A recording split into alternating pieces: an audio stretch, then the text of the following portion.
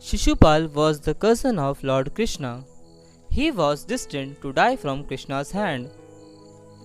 Shishupal's mother was given a vow by Krishna that he will not kill Shishupal until his 100 sins. But once Shishupal committed 101st sin, he will kill him. Once Yudhishthir, the elder brother of Pandava, organized a yajna. He invited many kings around the country in the yajna. Shishupal too was invited. As soon as he came to know that Krishna is given the highest honor in the yajna, he started abusing Krishna. Krishna warned him of not crossing the limit of 100 sins, but Shishupal did not listen to him. He kept abusing Krishna, and as he committed the 101st sin, the Krishna took his Sudarshan Chakra and flung it towards Shishupal, and his head was slashed by the chakra. Shishupal's dead body laid in the assembly, and to everyone's surprise,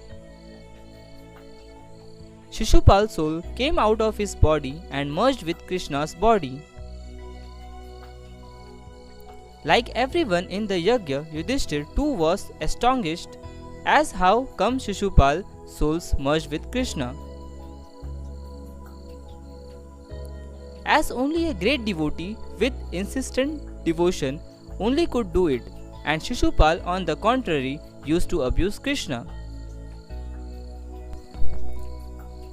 Narad Muni was also there in yajna, and while looking at Yudhishthir's confused face, he said,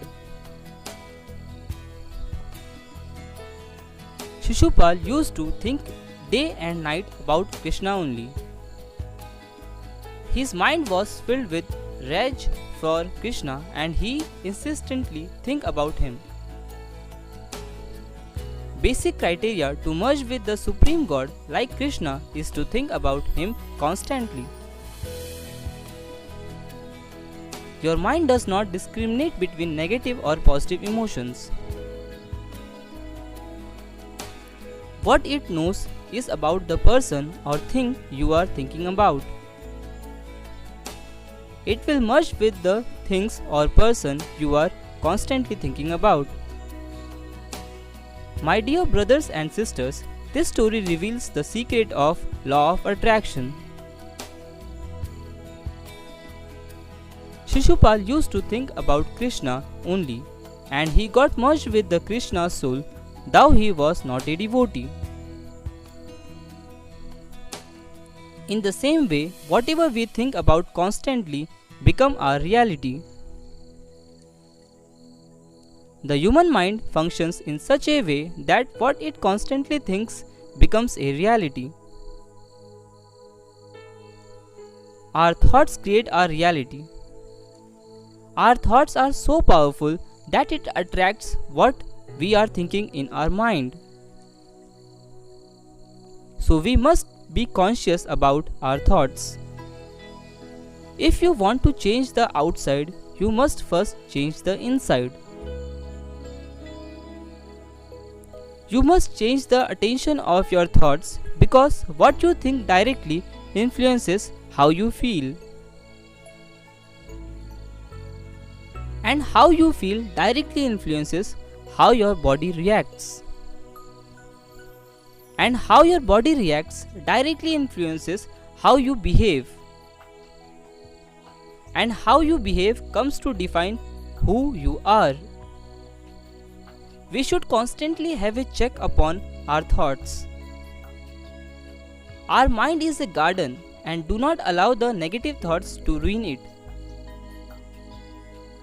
Bhagavad Gita directly does not speak of law of attraction, but one verse can testify the law of attraction, but in different words.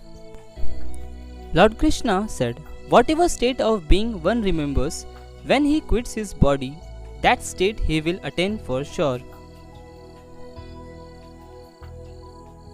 My dear brothers and sisters, the message is loud and clear. Law of attraction is all about thinking and manifesting the things you want to attain in your life.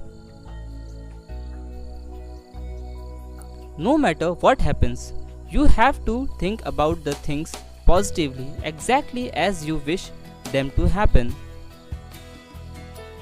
Hope you learned something from this inspirational story. Subscribe this channel and press the bell icon for the more videos like this.